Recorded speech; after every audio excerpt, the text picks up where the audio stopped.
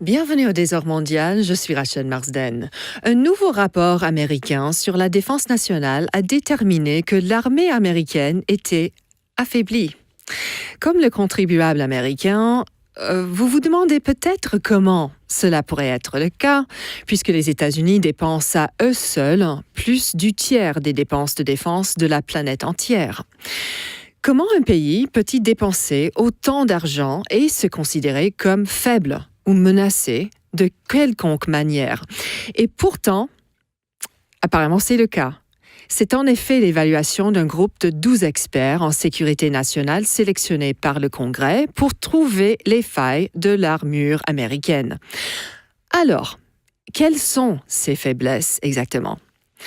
Selon le rapport, et je cite, « Les États-Unis risquent particulièrement d'être submergés si leurs forces armées étaient obligées de se battre simultanément sur 2 ou plusieurs fronts. En outre, et je cite encore, l'armée américaine pourrait subir des pertes inacceptables et la perte d'actifs majeurs lors de son prochain conflit. Elle pourrait avoir du mal à gagner, voire à perdre une guerre contre la Chine ou la Russie. » À quel point ce rapport doit-il être pris au pied de la lettre? S'agit-il d'une évaluation précise de la situation actuelle ou y a-t-il autre chose à cette histoire? Le Désordre mondial, présenté par Rachel Marsden.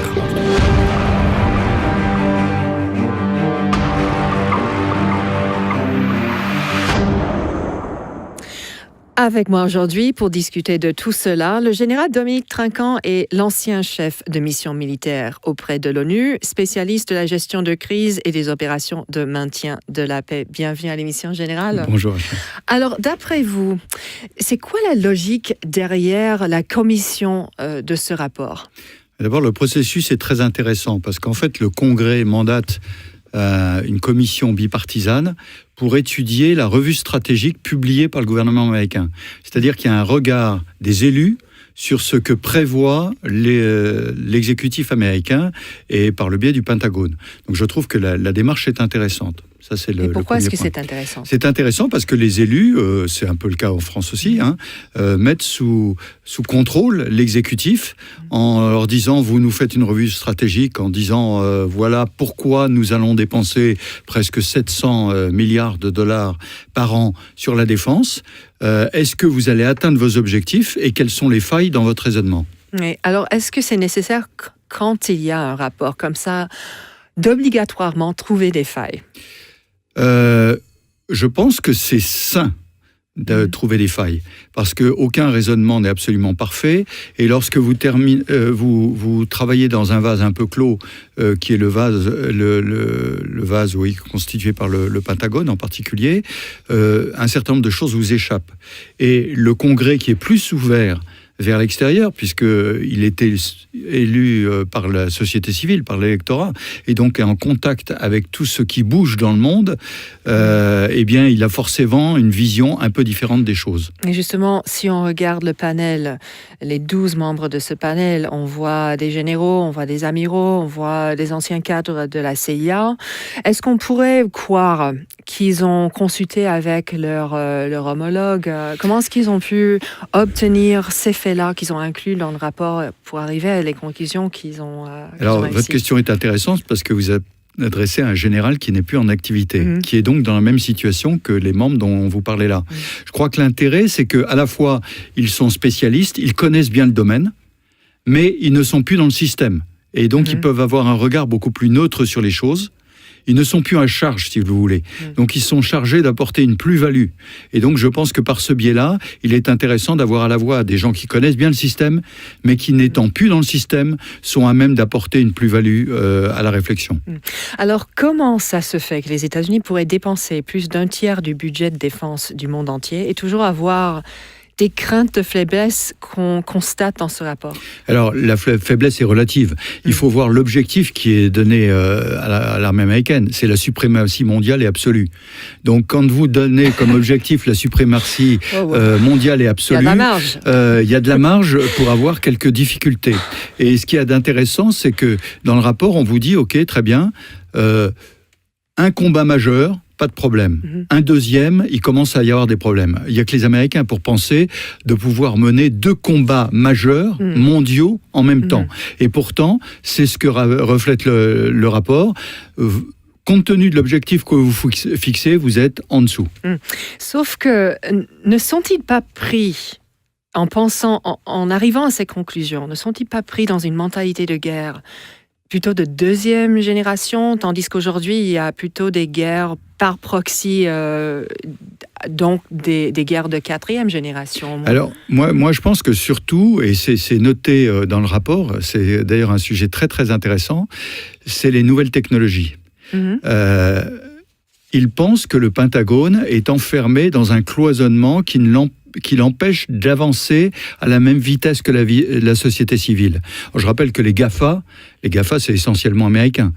Et ça avance à une vitesse absolument vertigineuse. Donc c'est intéressant de voir qu'un outil de la suprématie majeure américaine, qui est le Pentagone, puisse être séparé d'un autre outil, qui est un outil de suprématie majeure de la société civile avancée américaine, les GAFA. Et donc il y a une déconnexion entre les deux, ce qui amène à des faiblesses dans les combats futurs, parce que les combats futurs vont servir de l'intelligence artificielle, de tous les outils mis en place par les GAFA, et si le Pentagone s'est coupé de ces outils-là, il y a effectivement une faiblesse. Mais n'y a-t-il pas une certaine porosité entre les GAFA par biais d'ARPA et IARPA et des boîtes de recherche avancées pour la défense qui sont notamment censées de traiter les nouvelles technologies? N'y a-t-il pas des connexions, des liens entre le privé et le public par biais de ces organismes? Bien sûr, il y a une porosité, il y a des biais, mais la grosse différence, c'est qu'autrefois, on disait toujours que la recherche-développement des armées pilotait la recherche-développement des civils. Maintenant, c'est l'inverse. Ah bon? Et donc, ils vont bien plus vite. Pourquoi? Parce qu'ils mettent des sommes absolument considérables, qu'ils ont une autonomie de pensée, et donc ils ne sont pas enfermés dans des carcans, donc ils vont beaucoup plus vite. Le deuxième sujet, à propos de ce que vous disiez sur la guerre de 2e génération, 3e et 4e, c'est que les armées sont souvent enfermées dans les leçons apprises des combats qu'ils ont menés. Les combats que l'armée américaine a menés, c'est l'Afghanistan, c'est l'Irak. Et donc, l'ensemble de l'armée américaine, qui est passée sur ces 2 théâtres, en fait, réfléchit l'avenir au biais de ce qu'elle a vécu là-dedans. Et donc, là, forcément, il y a un décalage. L'innovation n'est pas forcément ce qui dirige la pensée américaine. Alors, si on pense aux autres combats récents, par exemple en Syrie, est-ce qu'on pourrait dire qu'il y avait des proxys des États-Unis, qu'il y avait une guerre de 4e génération sur ce champ de bataille et qu'ils ont pu apprendre quelques leçons pour des autres guerres de proxy? Oui, alors les guerres de proxy, ça a 2 impacts. Nous en avions parlé il n'y a pas très longtemps dans une émission avec vous à propos de l'utilisation de Blackwater et de M. Prince en Afghanistan, et j'avais parlé de Wagner en Russie. Donc c'est quelque chose qui se pratique de plus en plus. Pourquoi? Parce que c'est d'un coût inférieur et d'une dangerosité inférieure, au sens où si des contracteurs se font tuer, ce ne sont pas des soldats américains. Donc le rapport est un peu différent. La grosse différence, c'est que le contrôle de l'État est bien moins grand là-dessus. Donc moi, je crois que la réelle nouveauté dans les conflits de basse et moyenne intensité, c'est l'arrivée des proxys, comme vous le dites. Mais en revanche, dans la guerre de haute intensité, c'est l'utilisation des nouveaux moyens, que ce soit la cyberguerre, l'espace. Là, oui, parce qu'on est vraiment sur une vision globale du conflit. Mais est-ce qu'on va voir, à votre avis, et d'après ce rapport, de plus en plus de guerres de bas intensité, de guerres de proxy, ou bien, comme on voit aujourd'hui en Afrique, notamment en Libye, des incidences où il y a des anciens combattants américains, des anciens soldats américains qui travaillent justement pour l'armée émirati, par exemple, dans ce théâtre de conflit en Libye? Oui, mais là, je pense que, si vous voulez, dans le cas des contracteurs qui travailleraient pour les émirs, par exemple, c'est une action indirecte de l'État américain. C'est parce que les armées... C'est une guerre de proxy, alors? Oui, bien sûr. Mais c'est contrôlé. Alors, à la fin, derrière tout ça, il y a quand même l'État américain, non? Oui, mais Est-ce alors qu'on va voir ça ce de que plus je en dis plus souvent, c'est que le contrôle est beaucoup plus lâche. Et donc, si vous voulez, reprenons un autre exemple sur lequel j'ai beaucoup travaillé, là, qui est la République centrafricaine, le fait que Wagner soit dedans, c'est pas une implication directe de l'État russe, c'est une présence russe. Mais est-elle vraiment contrôlée par l'État russe? Et qui contrôle réellement Wagner? Il se paye directement sur les contrats miniers qu'il a. Et si un jour il a envie de faire un certain nombre d'actions, il ne va pas forcément demander l'avis à Moscou. Alors que la façon traditionnelle qui était d'envoyer des soldats américains, par exemple, envoyés par le gouvernement américain, comme ça s'est passé au Niger. Vous vous souvenez, où il y a eu un incident important, où il y a eu 6 soldats américains qui ont été tués dans une embuscade. Tout de suite, le gouvernement américain s'implique dedans, parce que ça l'intéresse. Alors que quand c'est des proxys, ça peut déraper. Il peut y avoir plusieurs incidents comme ça qui arrivent à un vrai dérapage et qui n'est pas tellement contrôlé par le gouvernement dont on pense qu'il est à l'origine de ces proxys. Alors, est-ce qu'on peut tenir responsable l'État de la même manière, ou est-ce qu'il y a un moyen de se divorcer de ce qui se passe si on utilise des proxys comme ça? Ou est-ce que c'est juste une idée farfelue qu'on pourrait faire ça? Non, mais moi je pense qu'il faut utiliser ces fameux proxys au minimum possible. Si vous voulez faire du gardiennage de bâtiments, pourquoi pas? Mais avoir des actions offensives avec eux, c'est quelque chose d'extrêmement dangereux. Du genre ce qu'on appelle aux États-Unis Title 10. Alors ça, c'est une action cinétique offensive. Oui. Mais on voit ça de plus en plus. Oui, mais ça, c'est quelque chose d'extrêmement dangereux. Parce que, encore une fois, la société elle-même, on ne sait pas très bien quel est le contrôle, mais les soldats, en plus, qui travaillent là-dedans, ont des règles, mais des règles beaucoup moins strictes que celles qui sont appliquées dans les armées. Et donc, on peut arriver à des dérapages qui, après ça, par proxy interposé, vont vous conduire à des problèmes étatiques qui n'ont pas été contrôlés au départ.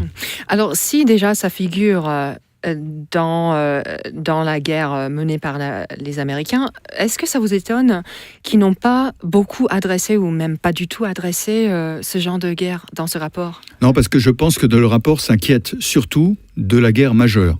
Les deux fronts qu'on doit mener en même temps. Et dans cette guerre majeure, ce qui les inquiète beaucoup, c'est les nouvelles armes, le cyber, l'espace. Parce que le vrai ennemi, entre guillemets, désigné par les États-Unis, c'est la Chine. Et la Chine, ce dont vous parlez, les proxys, elle l'utilise pas. La Chine, elle utilise en revanche les nouvelles technologies. Alors, et elle avance très vite là-dessus. Mais ça, c'est une autre question. Alors, on a vu lors de la guerre au Vietnam l'utilisation des proxys par la Chine, n'est-ce pas?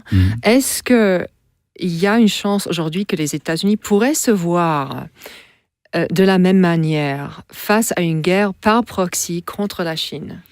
Non, alors la guerre du Vietnam est bien loin. Il y a une frontière commune entre la Chine et le Vietnam, ce qui leur permettait effectivement de faire arriver des gens dont à l'époque, on faisait semblant de ne pas savoir que c'était des Chinois. Tout le monde le savait, bien sûr. Moi, je pense que, si vous voulez, la stratégie de la Chine est un peu différente. Elle est d'établir son aire d'influence autour d'elle. On voit bien les fameux îlots transformés en base aérienne en mer de Chine. Donc on consolide la protection de l'Hinterland, pour prendre un terme d'entre les deux guerres chinois. Et deuxièmement, l'offensive, elle est autre. L'offensive, elle est justement par les systèmes d'Internet, par l'utilisation du soft, et non pas par la présence de soldats ou de proxy dans ces trucs-là. Les Chinois l'utilisent pas trop. Quand vous faites la référence au Vietnam, c'était une intervention directe. Alors on se masquait pour pas dire je vais attaquer la Chine, puisque c'est une intervention directe. Donc on faisait croire que c'était pour des proxys. Tout le monde savait très bien que c'était les Chinois. Pour reprendre un exemple français, la guerre à Dien Bien Phu, tout le monde savait que la Chine était directement impliquée dedans. À un moment, on a parlé même de l'utilisation de l'armement nucléaire. Et c'est pour éviter ce type d'affrontement direct qu'on a fait semblant de ne pas voir que c'était la Chine qui était impliquée dedans. Aujourd'hui, la Chine n'a pas besoin de ça. Elle a besoin de consolider ses acquis dans la zone. Et deuxièmement, elle a deux guerres à gagner. La guerre économique, on est en plein dedans aujourd'hui, et puis la cyber, dans laquelle elle s'est protégée aussi. L'Internet chinois est verrouillé. Mais en fait, en particulier la vente des produits, ça lui permet de pénétrer. Aujourd'hui, quels sont les produits qui n'ont pas un élément venant de Chine. Et quel contrôle a-t-on sur ces produits? C'est extrêmement difficile à définir. En revanche, si on part par exemple de la nouvelle route de la soie, qui va toucher au Moyen-Orient et aussi à l'Afrique, est-ce qu'on ne pourrait pas envisager une guerre de proxy autour de cette initiative entre la Chine et les États-Unis et leurs respectifs intérêts dans la région, dans ces deux régions? Non, là, on est typiquement dans la guerre commerciale. Je veux dire, qu'est-ce que font les Chinois? Ils développent ce qu'on appelle les routes de la soie, dans lesquelles ils cherchent à diviser par 2 ou 3 le temps de transfert des produits. Donc, gagner, bien sûr, économiquement, et de pouvoir établir des ponts qui n'existent pas aujourd'hui. Donc on est typiquement dans la guerre économique et avec un échange qui est du troc, puisqu'il y a beaucoup des produits, des matières premières qui viennent d'Afrique et à l'inverse des produits chinois qui arrivent en Afrique. Mais ils doivent quand même construire des infrastructures dans ces endroits-là. Alors, oui, bien sûr. N'y a-t-il pas une possibilité de friction entre les intérêts sur place, physiquement sur place, dans ces régions-là, entre la Chine et les États-Unis, et qui pourrait peut-être mener à une guerre d'attrition de proxy? Le premier point, c'est que l'Afrique n'intéresse pas les États-Unis. Ah bon? L'Afrique n'intéresse pas les États-Unis. Ils sont là, non? Non, ils sont de façon très marginale. Très, très marginale par rapport à ce que les États-Unis pourraient faire. Mais si la Russie s'intéresse beaucoup plus aux États-Unis ou à l'Afrique, c'est pas possible que les États-Unis vont vouloir suivre. Je pense que les États-Unis, je répète, leur ennemi majeur, c'est la Chine. C'est pas la Russie. Et l'ennemi majeur, c'est la Chine. Et c'est d'abord... C'est bien la vision du président Trump, une vision de commerçant. C'est d'abord un sujet économique. Et donc là, les routes de la soie, évidemment, mais c'est les routes de la soie vers l'Afrique. Or, il y a très très peu de matières premières africaines qui vont vers les États-Unis, et il y en a énormément qui vont vers la Chine. Et d'après le rapport, et je cite, « La sécurité et le bien-être des États-Unis sont menacés plus que n'importe quel autre temps des dernières décennies. » C'est un peu lourd. La supériorité militaire de l'Amérique, la puissance dure, l'épine dorsale de son influence mondiale et de la sécurité nationale s'est dangereusement érodée. Réaction. Oui, alors il y a deux points là-dedans.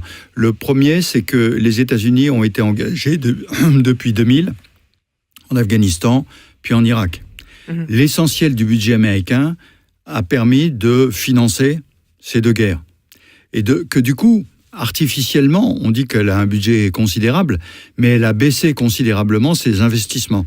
Donc c'est ce que souligne le rapport. Donc aujourd'hui, il faut rajouter de l'argent. Ce qu'a fait le président Trump, puisqu'il a augmenté de 10% à peu près le budget. On est passé à presque 700 milliards de dollars. Donc il y a un investissement absolument considérable. Pour donner un rapport, c'est 10 fois le budget de la Russie, c'est 20 fois le budget de la France. Donc c'est absolument considérable. Mais là-dedans, il y a un gaspillage absolument considérable. Ouais, justement, alors, où va cet argent? Et d'où vient le gaspillage aussi? Alors, le gaspillage vient d'une façon américaine de faire les choses. Si je compare très modestement à ce que font les Français, quand on met en place de la numérisation, on attend que ce soit parfait pour le mettre en place. La méthode américaine, c'est de mettre en place, de changer, de mettre en place, de changer jusqu'à ce que ça marche. Donc évidemment, ce sont des moyens qui n'ont absolument rien à voir. Ensuite, les moyens déployés par les États-Unis dans les opérations sont également totalement considérables. Donc ça leur a coûté extrêmement cher depuis, je calcule depuis 2003, ça fait 15 ans. Donc évidemment, et le deuxième point, c'est, si vous voulez, je fais un rapport un petit peu avec la perte de la guerre de 70 en France. Pourquoi a-t-elle été perdue? L'armée française était impliquée essentiellement dans des guerres coloniales. Conquête de l'Afrique, etc. Nation building, l'équivalent du nation building. Et elle avait oublié américaine. Ce qui s'est passé lors de la guerre de sécession. Comme disait un stratège français, le feu tue, les mitrailleuses, le canon. Et elle a redécouvert ça au moment de la guerre de 70, qui a été une catastrophe. Là, c'est un peu pareil. On est en train de combattre en Irak, en Afghanistan, contre un type de combattant, et on oublie un autre type de combattant, qui s'appuie essentiellement sur les technologies modernes, et on revient à la Chine, avec les technologies modernes qui vous permettent de neutraliser complètement des systèmes. Vous n'avez plus besoin de les combattre, vous les neutralisez. Ils ne fonctionnent plus. Quand on aura fait arrêter les satellites américains, par exemple, la guerre est perdue. Vous voyez, c'est sous cet aspect-là. Donc il ne faut pas voir l'arme atomique, les mitrailleuses, les millions de morts. Il faut voir des systèmes gelés, bloqués par des systèmes informatiques. Alors, ils craignent en ce moment beaucoup de perdre, leur définition de perdre semble changer tout le temps, de perdre la guerre en Afghanistan. Et Donald Trump, l'année dernière, a décidé d'envoyer des renforts, ce qui fait qu'aujourd'hui, apparemment, les choses n'avancent pas beaucoup. Alors, à votre avis, il faudrait faire quoi sur ce plan-là ? Alors, l'Afghanistan est un cas très particulier parce que, en fait, depuis l'origine de l'implication des États-Unis en Afghanistan, des États-Unis et de leurs alliés, à aujourd'hui, on a probablement eu 3 stratégies différentes. Je rappelle que au départ, c'était Ben Laden. Très bien. Ensuite, on est passé à instaurer la paix éternelle en Afghanistan, amener la démocratie, la liberté des femmes, toutes choses qui, en Afghanistan, n'ont pas forcément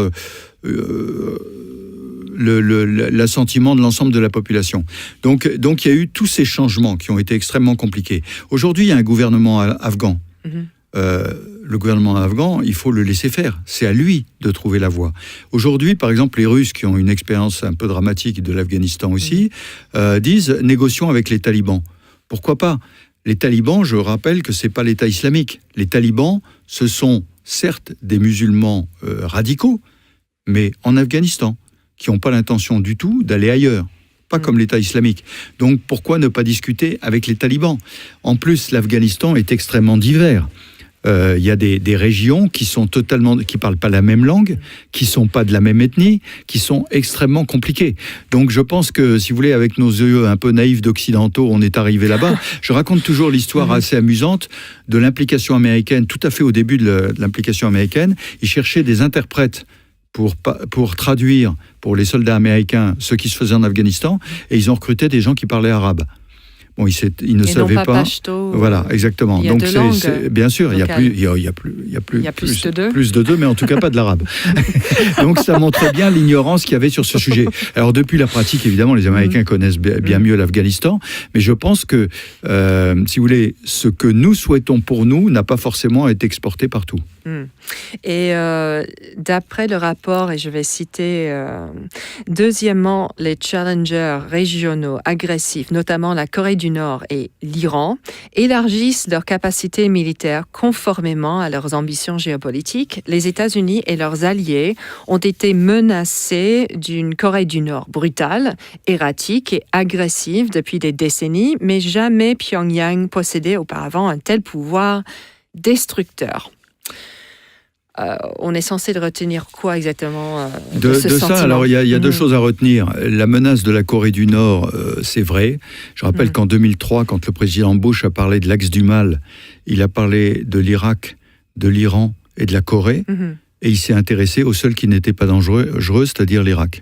Et il ne s'est pas intéressé à la Corée, qui n'avait pas l'arme nucléaire à l'époque. Et aujourd'hui, évidemment, on a remis sur le devant de la scène la Corée au moment où, bien sûr, elle a l'arme nucléaire. Donc la discussion est bien plus compliquée.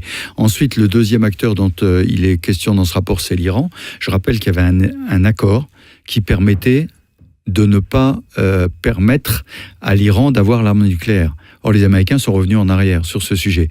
Et donc, c'est extrêmement dangereux parce que là, on avait vraiment de quoi tenir l'Iran de façon à ce qu'il n'atteigne pas le seuil nucléaire.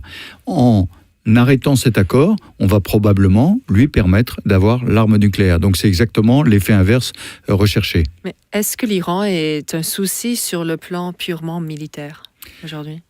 Non, je pense que c'est pas un souci sur le plan militaire, c'est un souci sur 2 aspects. D'abord, vis-à-vis de l'Arabie Saoudite, bien sûr. Alors, d'abord, parlons du pétrole. Si l'Iran se remet à produire beaucoup de pétrole, tous les prix s'effondrent, parce que l'Iran a des réserves absolument considérables. Le deuxième point, c'est l'antagonisme entre chiites et sunnites, qui est absolument importante. Et puis le troisième point, qui est vraiment très important pour les États-Unis, c'est la menace sur Israël. Parce que je rappelle que l'Iran intervient en Syrie et au Liban, et que c'est justement la frontière d'Israël, et c'est Israël qui désigne l'Iran comme sa menace principale. Alors, de lire ça dans un rapport tel que cela produit par l'Israël, cela ferait un peu plus de sens. Mais pourquoi est-ce que l'Iran vient... qu'est-ce que l'Iran vient faire dans un rapport de défense américain? Parce que le rapport entre Israël et les États-Unis apparaissent bien dans ce rapport. Les États-Unis sont là pour défendre Israël. Et il y a aussi une remarque qui est assez intéressante dans ce rapport, et je vais citer directement. La Corée du Nord peut déjà avoir la capacité de faire exploser une arme nucléaire sur une grande ville américaine. Est-ce que ça, c'est vrai? Alors, ce qu'on sait au moment où les discussions ont commencé, c'est que la Corée du Nord avait l'arme nucléaire puissante et avait un missile balistique qui permettait d'atteindre les États-Unis. On n'a jamais eu la certitude que l'arme nucléaire pouvait être mise sur le missile balistique. Le seul problème, c'est que le jour où on le saura, il sera peut-être trop tard. Donc c'est un petit peu compliqué. Ouais, alors, et justement, ils ont dit peut déjà avoir la capacité, ils ne disent pas définitivement. Oui, c'est ça. Et d'après le rapport, je cite, en termes de force terrestre, le département de défense devrait avoir un quartier général au niveau du corps d'armée en Europe, ou au moins un quartier général au niveau de la division pour améliorer le commandement opérationnel et contrôler et fournir des capacités supplémentaires dans les domaines suivants: incendie, aviation, ingénierie de combat, défense aérienne et ABCT, je ne sais pas ce que c'est. Sur le long terme, le département de défense devrait rétablir une division lourde en Europe. Réaction. Là, on revient à ce qui se passait avant les années 90. Je rappelle qu'à l'époque du pacte de Varsovie et de l'OTAN, il y avait des forces américaines qui étaient déployées, le groupe d'armées centre, qui comprenait le 7e corps US, par exemple, avec lequel j'ai travaillé, qui était vraiment implanté. Et il y avait un 3e corps américain qui avait le matériel positionné en Europe et dont le personnel arrivait très rapidement dès qu'il y avait une opération. Donc tout ceci, c'était vrai après 90. Après la chute de l'Empire soviétique, on a cru pouvoir rapatrier tout ça. Et aujourd'hui, ce rapport refait le lien transatlantique vers l'Europe, avec la menace qui est identifiée par l'OTAN comme étant la menace russe face aux frontières de l'Est. Ceci a 2 objectifs: rassurer les pays qui ont été occupés pendant longtemps par l'Union soviétique, on l'oublie un peu, mais les pays d'Europe de l'Est qui appartiennent aujourd'hui à l'Union européenne, eux, ils n'ont qu'une frayeur, c'est que la Russie revienne. C'est, si vous voulez, c'est les leçons de l'histoire quand même. Depuis 150 ans, ça s'est passé comme ça. Donc il y a cette crainte. Et ils pensent que la seule garantie qu'ils puissent avoir, c'est la garantie américaine. Parce que les États-Unis sont intervenus en 1942, 43, 44, 45 et ont maintenu la paix en Europe face à l'Union soviétique jusque dans les années 90. Donc, devant une résurgence d'une menace, ils pensent qu'il faut rétablir ce lien transatlantique et la permanence américaine de façon à assurer cette défense de l'Europe.